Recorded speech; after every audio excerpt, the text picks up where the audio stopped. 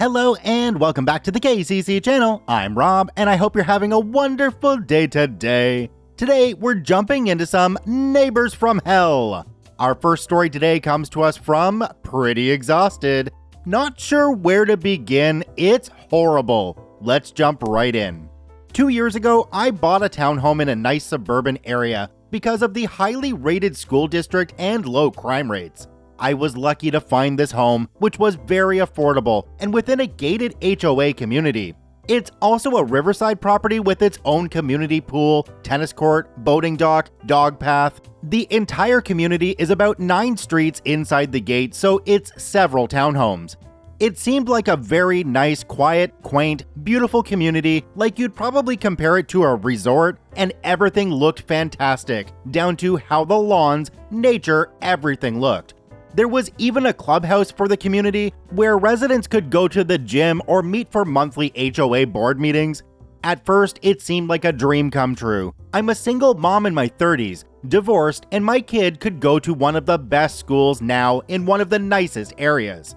The home was $154,000 for an 1,100 square foot 2-story home. The first day I moved in, I was greeted by my next door neighbor who told me, quote, "We all look out for each other here and we are like a family." I said, "Oh, nice, okay," and seemed friendly, and after this neighbor came quite a few times knocking on my door about many issues. So I decided to give him my number to contact me in case of emergencies, which was a mistake. This neighbor shared my phone number with other neighbors who would text me asking me what I was doing, why I wasn't coming outside often, why they didn't see my child outside often, and constantly asking me if anything was wrong. It turned into like an invasion of my privacy, and I'm not exaggerating because you will see later in this story how this escalates to these being the neighbors from hell. Meanwhile, as I settle in, I am confronted the next week by the neighbors behind me demanding to know why I keep my porch light on at night and telling me they can't sleep when I keep my light on. Whenever I ignored their requests, they confronted me while I was with my child at the pool. The last straw was when the lady's husband walked up to me in a hostile manner, shirtless, yelling at me I was destroying his wife's sleep.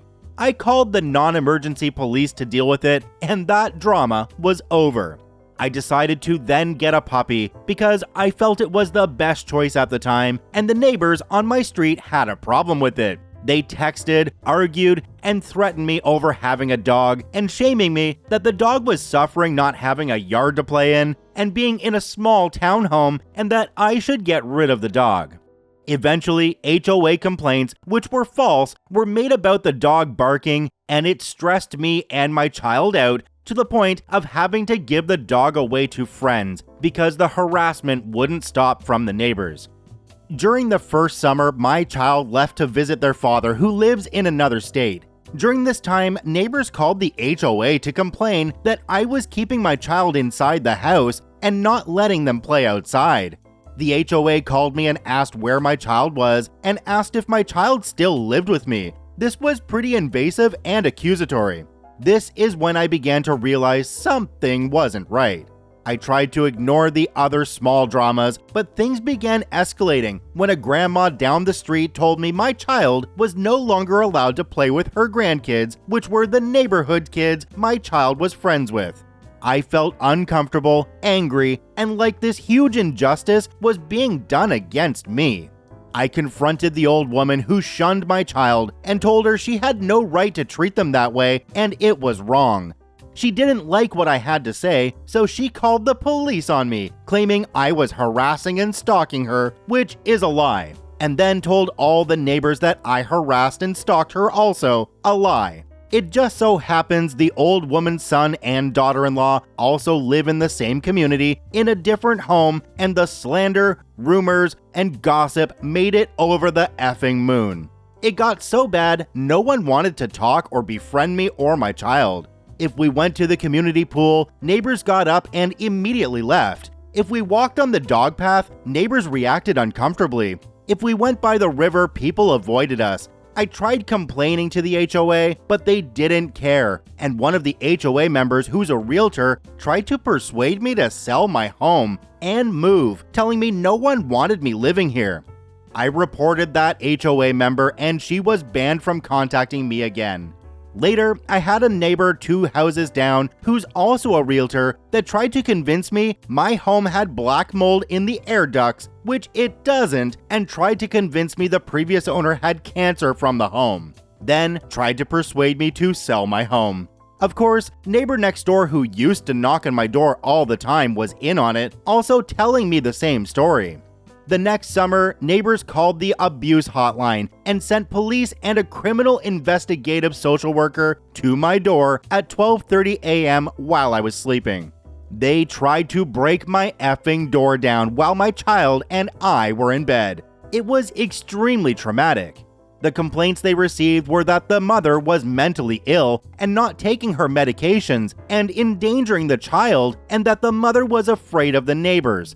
It was all lies, and the investigation ended after 3 weeks, concluding that the person who called did so anonymously, so I can't identify who it was, but I'm pretty sure it was the old woman or her son or daughter-in-law who want me to move.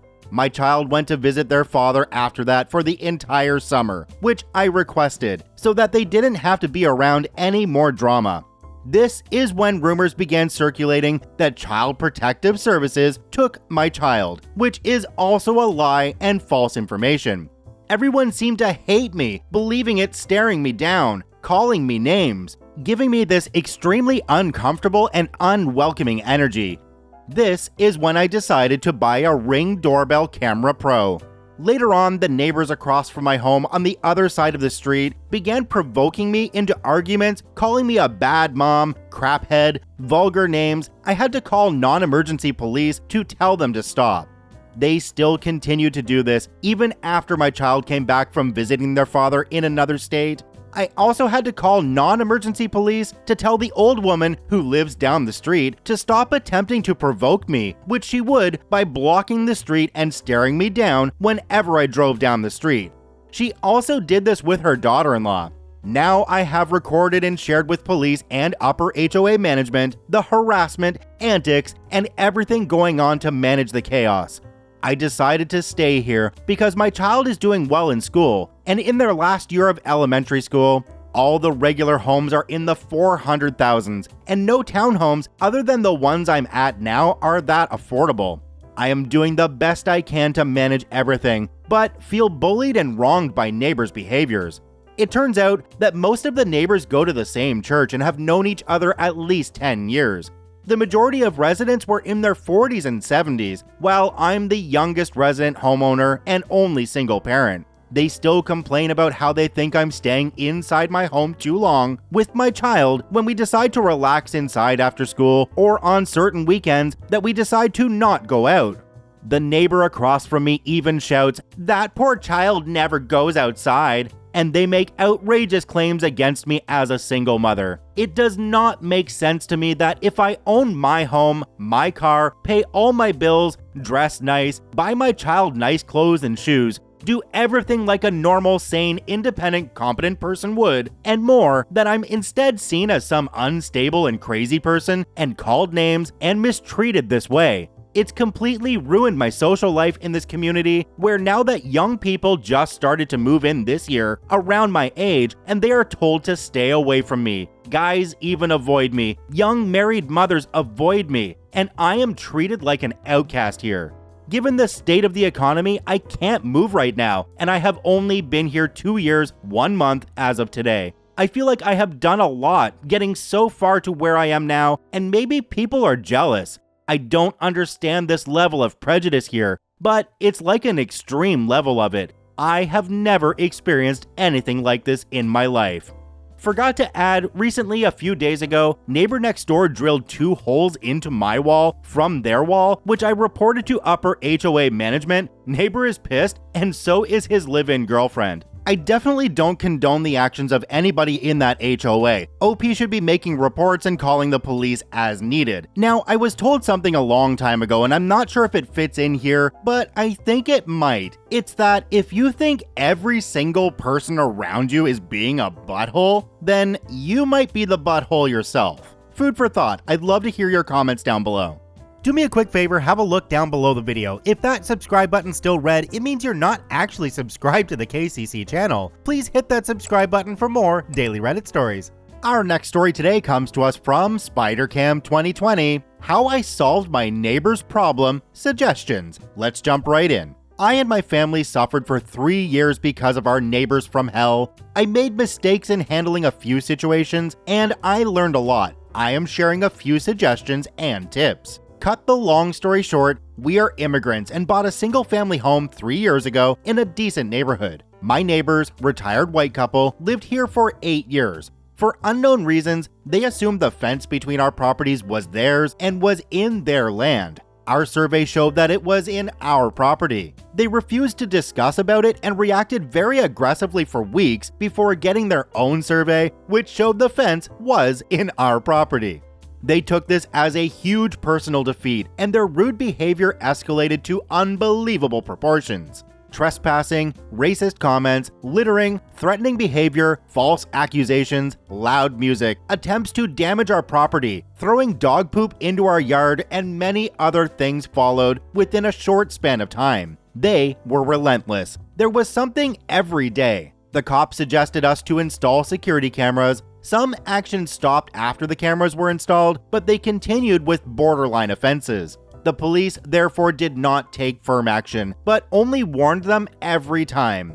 I never experienced such acrimonious behavior in my life. For months, I could not get my head around their behavior for a petty matter. It affected my health, job, family life, and the COVID pandemic made it worse. I was scared for the safety of my children. My partner remained my rock and tried to help, but my anxiety grew week after week. Finally, I got professional help and it changed everything. Since the last 6 months, I am leading a happy and content life. My neighbors still act up occasionally, but not as much as they did before. I am sharing the approaches that help me and hopefully will be useful to some in this forum. The first and foremost thing I frequently forgot during this phase: what are my priorities in life? You must revisit this question as many times as possible during a bad day. I have a wonderful partner, beautiful children, great job, friends, and family. The only crappy thing was my neighbor's situation, and it consumed me.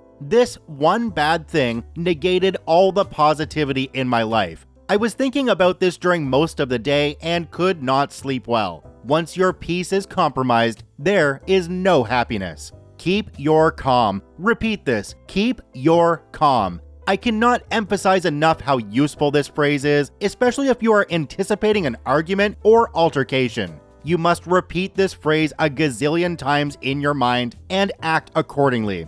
When the opposite person acts unreasonably, say trespasses your property, they expect you to react angrily. But if you remain calm, they are taken by surprise, and almost every time it works in your favor. Initially, I got triggered easily by my neighbors' uncivilized language and actions. I reacted angrily, which nullified their accountability in a few situations. The cops just concluded it as nasty neighbor dispute and left. Do not react to everything. Many situations start as a petty thing. If you take a step back and let it pass, the majority of the situations do not inflate.